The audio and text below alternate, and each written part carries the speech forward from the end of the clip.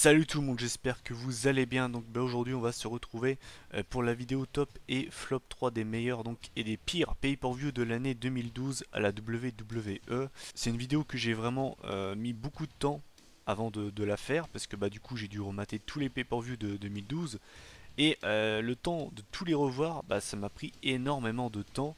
Je savais, on va dire, que cette année-là était pas réputée pour être bonne. Et honnêtement, pour l'avoir rematé, je peux vous affirmer que c'est vraiment pas une très bonne année. En tout cas, au niveau des pay-per-view, ça a été une galère. Un petit peu comme 2016, mais pas pour les mêmes raisons. Pour 2016, je vous avais dit que j'avais galéré à trouver 3 tops et 3 flops.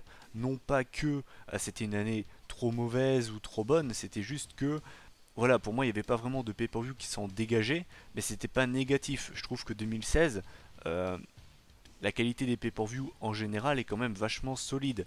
Pour 2012, j'ai vraiment galéré à trouver. Encore les tops ça va, mais c'est surtout les flops. Et c'est pas parce qu'il y a que des très bons shows, non, au contraire, c'est parce que pour moi presque tous les pay-per-view de 2012 sont au même niveau. Et quand je dis ça, c'est pas positif, vraiment. Donc autant vous dire que j'ai vraiment galéré. Au niveau des tops encore ça a été. Mais alors au niveau des flops, croyez-moi que ça a vraiment été une galère. Voilà, écoutez, je vais faire exactement comme pour 2016, je vais commencer par les flops pour terminer par les tops. Donc en numéro 3, moi j'ai décidé de mettre donc Elimination Chamber 2012. C'est un pay-per-view que j'ai vu il y a très très longtemps, je préfère vous le dire. Donc on va dire que ma mémoire concernant ce show n'est pas parfaite, loin de là. Donc on avait bien évidemment les deux chambers, donc celui de Raw et celui de SmackDown. Les participants pour celui de Raw, on avait CM Punk, Chris Jericho, Dolph Ziggler, Kofi Kingston, R-Truth et le Miz. Pour celui de SmackDown, on avait Daniel Bryan, Cody Rhodes, Santino Marella, le Big Show, le Great Khali et Wade Barrett. Alors, j'ai trouvé personnellement celui de Raw meilleur par rapport à celui de SmackDown. Je trouve d'ailleurs que celui de SmackDown, donc de Chamber 2012, est peut-être, je dis bien peut-être, le pire Chamber ever. J'ai pas souvenir, on va dire, d'avoir vu un Chamber aussi chiant. Vraiment, je vous déconseille de regarder les deux Chambers. Celui d'Euro, on va dire, est un peu mieux, même si je le trouve vraiment pas flamboyant non plus. Et celui de SmackDown, c'est pour moi c'est une cata, je le trouve chiant à mourir. Et pourtant j'aime bien les Elimination Chamber, mais alors vraiment celui de SmackDown, c'est peut-être le pire de tous les temps. J'ai pas souvenir, on va dire, d'avoir vu un Chamber aussi mauvais. Sinon on avait quoi? On avait également Beth Phoenix contre Tamina pour le titre des Divas, donc ça cassait pas non plus, on va dire, trois pattes à un canard. On avait Jack Swagger contre Justin Gabriel pour le titre US, match qui a duré 3 minutes, voilà quoi. Et le main event, c'était John Cena contre Kane dans un ambulance match qui également, dans mes souvenirs, était vraiment pas ouf. Donc en définitive, c'est un show vraiment oubliable. Et c'est pour ça que je l'ai mis en troisième position dans mes flops, parce que vraiment, c'est loin d'être la meilleure édition d'Elimination Chamber. En deuxième position, j'ai mis No Way Out qui faisait donc son retour à la WWE, la dernière édition remontant de 2009. Donc au niveau des matchs, on a eu Sheamus contre Dolph Ziggler qui a ouvert le show pour le titre poids lourd. C'est limite l'un des meilleurs matchs de la soirée. C'était un bon petit match, mais il avait vraiment rien de plus. Ensuite, on avait un tuxedo match entre Santino Marella et Ricardo Rodriguez. Je vais quand même rappeler le but du match, si vous ne le savez pas, c'est très simple. Il faut déshabiller son adversaire en premier pour remporter le match. Voilà, voilà, c'est vrai que ça a sa place en pay-per-view. Ensuite, pour le titre intercontinental, on avait Christian contre Cody Rhodes dans un match sympa, mais encore une fois, ça s'arrête là. Ensuite, on avait un Fatal 4-Way Tag Team Match pour déterminer les prochains challengers aux ceintures par équipe. On avait donc les Primetime Players, Epico et Primo, Justin Gabriel et Tyson Kidd, et enfin les Usos. Pareil, dans mes souvenirs, c'était vraiment pas ouf. En fait, grosso merdo, vous avez les deux dernières minutes qui sont vraiment bien où ça part un peu en cacahuète, mais sinon c'est vraiment pas un match exceptionnel. Ensuite pour le titre des Divas, on avait Layla contre Beth Phoenix, qui dans mes souvenirs était pas mauvais. Pour l'époque c'est peut-être l'un des meilleurs matchs de l'année en pay-per-view du côté des Women's. En tout cas dans mes souvenirs, je dis bien dans mes souvenirs. Ensuite on avait un match simple entre Sin Cara et Unico, match qui a duré 6 minutes, voilà, il n'y avait rien d'exceptionnel. Ensuite, l'un des meilleurs matchs de la soirée, donc c'était pour le WWE Championship. Donc c'était CM Punk contre Daniel Bryan contre Kane, triple threat match. Voilà, encore une fois, il n'y a rien d'exceptionnel, mais c'est l'un des meilleurs matchs de la soirée. Ensuite, on avait le traditionnel match de Ryback contre des jobbers. Donc là, c'était contre Dan Delaney et Rob Grimes, match qui a duré 1 minute 30. Et enfin, on avait le main event, on avait John Cena contre le Big Show. En 2012, les gars, on a ça en main event dans un steel cage match. Donc quand vous voyez la carte, les gars, honnêtement, voilà, même sans avoir vu le show, ne serait-ce que en voyant la carte, vous le savez que ça va pas être un show incroyable, et clairement, je vous le dis, c'était vraiment vraiment pénible de regarder ce pay-per-view. Donc voilà pourquoi je l'ai mis en deuxième position. Et enfin, en première position, j'ai mis Hell in a Cell 2012. Donc, au niveau des matchs, qu'est-ce qu'on a eu? On a eu Randy Orton contre Alberto Del Rio dans un match simple qui était encore une fois assez chiant. Enfin, il était pas mauvais, mais c'était vraiment pas ouf. Ensuite, on avait la team Rhodes Scholar contre Team El No. Donc c'était pour les titres par équipe. Le match se termine par disqualification. Le match en lui-même est pas mauvais, mais bon, le match se finit en DQ. Donc autant vous dire que c'est pas exceptionnel, quoi. Ensuite, pour le titre intercontinental, on avait Kofi Kingston contre le Miz. Encore une fois, voilà, c'est un match qui casse pas trois pattes à un canard. Ensuite, pour le titre US, on avait Cesaro contre Justin Gabriel. Match qui, sur le papier, donne grave envie, hein. Je veux dire, honnêtement, vous avez un Cesaro Justin Gabriel, vous pouvez taper du 4 étoiles facile, sans forcer. Et au final, le match est vraiment décevant. Le match, en plus de ça, dure 7 minutes, donc bah, c'est vraiment dommage. Ensuite, on avait un match par équipe, on avait Rey Mysterio et Sin Cara contre les Primetime Players. Dans mes souvenirs, le match est vraiment pas ouf, quoi. Il y a juste encore une fois les 2 dernières minutes qui sont intéressantes. Ensuite, on avait le Big Show contre Sheamus pour le titre poids lourd. Honnêtement, c'était pas mal. Honnêtement, hein, en prenant en compte qu'on a le Big Show dans le match, honnêtement, c'était pas mal du tout. Mais encore une fois, c'est pas non plus exceptionnel, je veux dire, mais c'était honnêtement pas mal. En prenant en compte qu'on a le Big Show dans le match, honnêtement, et je dis ça sans blague, c'est l'un des meilleurs matchs de la soirée. Peut-être même le meilleur match de la soirée. Donc autant vous dire que ça vous montre un peu le niveau du pay-per-view. Ensuite, pour le titre des Divas, on avait un triple threat match avec Eve Torres, Caitlyn et Layla. Dans mes souvenirs, encore une fois, c'était vraiment vraiment pas ouf. Et enfin, le main event, c'était pour le WWE Championship. Donc c'était CM Punk contre Ryback dans un Hell in a Cell match. A noter qu'en plus de ça, qu'on a eu un seul Hell in a Cell match lors du pay-per-view Hell in a Cell. Je trouve ça déjà vraiment pas ouf, quoi.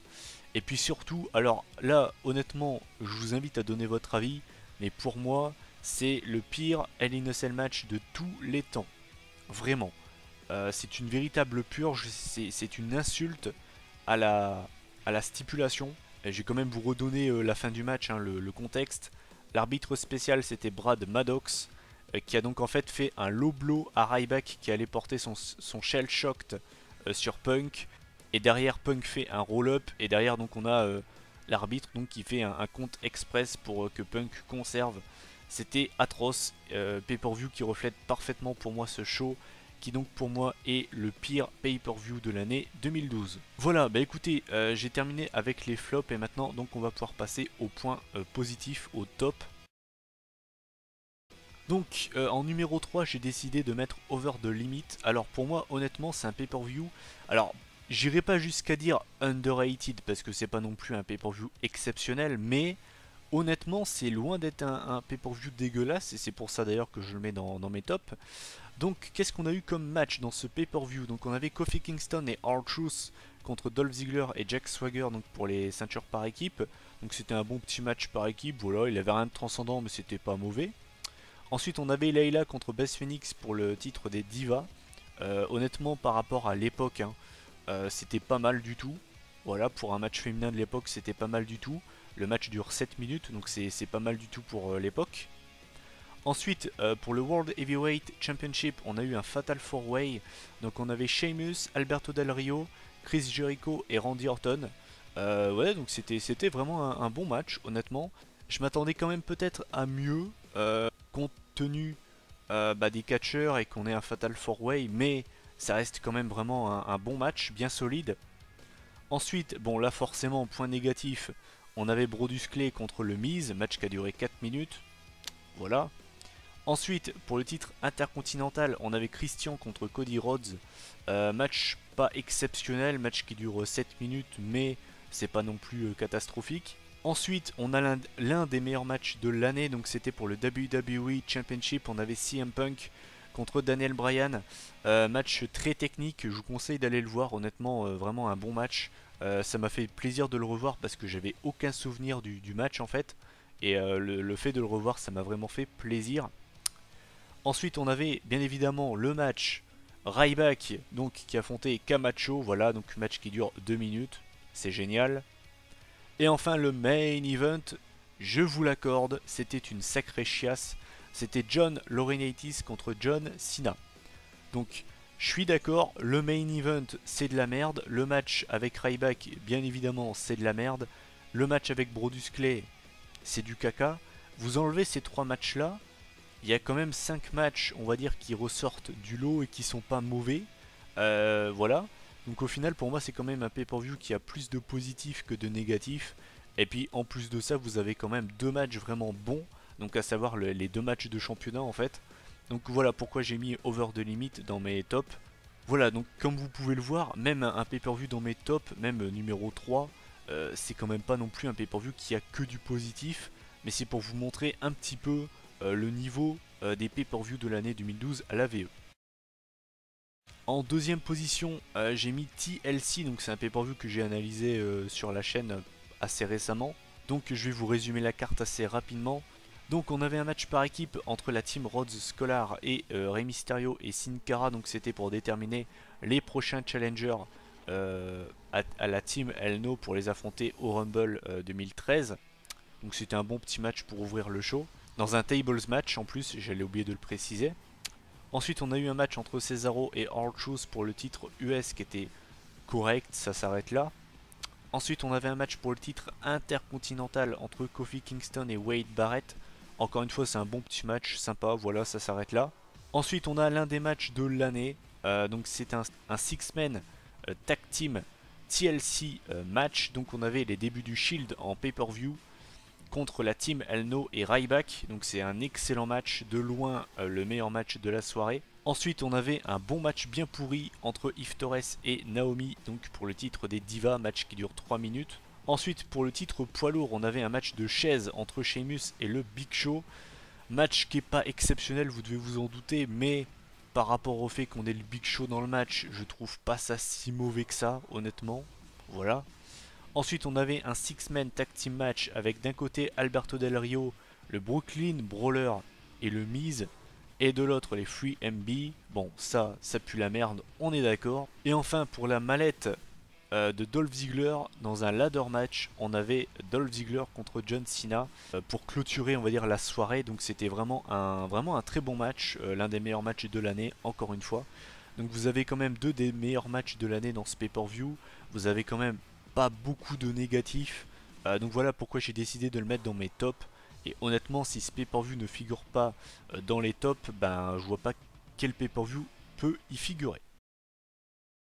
Et enfin, pour moi, le meilleur pay-per-view de 2012, et bien c'est Night of Champions. Donc premier match de la soirée, c'était pour le titre intercontinental. Donc on avait un Fatal 4-Way. On avait le Miz, Cody Rhodes, Rey Mysterio et Sin Cara.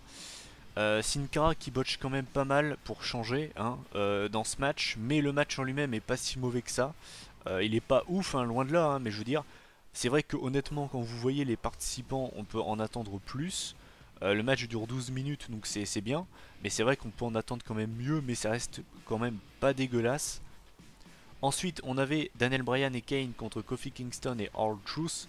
Donc pour les ceintures par équipe, match qui est ok, encore une fois c'est pas négatif, c'est pas positif, c'est on va dire c'est neutre, un petit peu comme le premier match.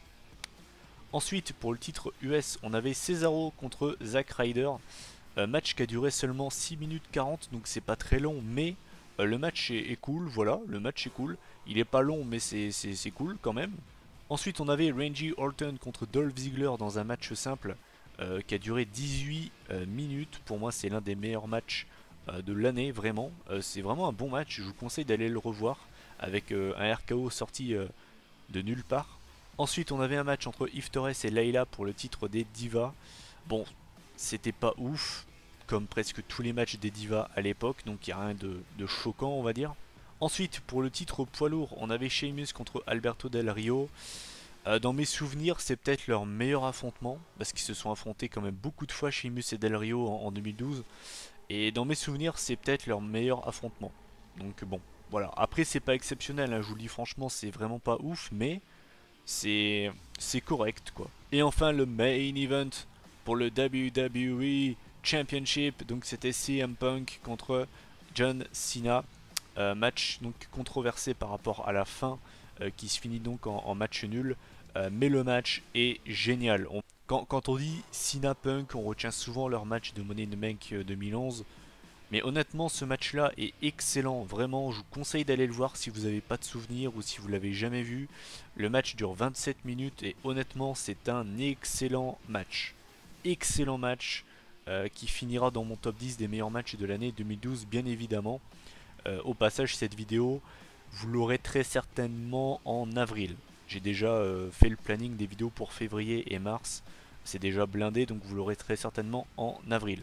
Donc voilà, pour ce qui est de Night of Champions 2012, voilà donc pourquoi je l'ai mis dans mes tops. Quand on regarde bien, voilà, à part le match pour le titre des Divas qui est vraiment pas transcendant, c'est un petit peut-être le seul match, on va dire, dans les points négatifs. Mais overall, c'est un show quand même solide. On a quand même eu des belles actions dans le ring. Et donc c'est voilà pourquoi j'ai mis Night of Champions 2012 en numéro 1. Donc voilà pour moi quel est le meilleur pay-per-view de l'année 2012. Voilà, bah écoutez, cette vidéo est terminée. Donc je vous ai donné pour moi les 3 plus mauvais et les 3 meilleurs pay-per-view de l'année 2012 à la WWE. Je le répète quand même, mais ce n'est que mon humble avis. Je dis pas que c'est officiellement ça, c'est que mon avis. Si vous n'êtes pas d'accord avec mon top 3 et mon flop 3, je comprends totalement.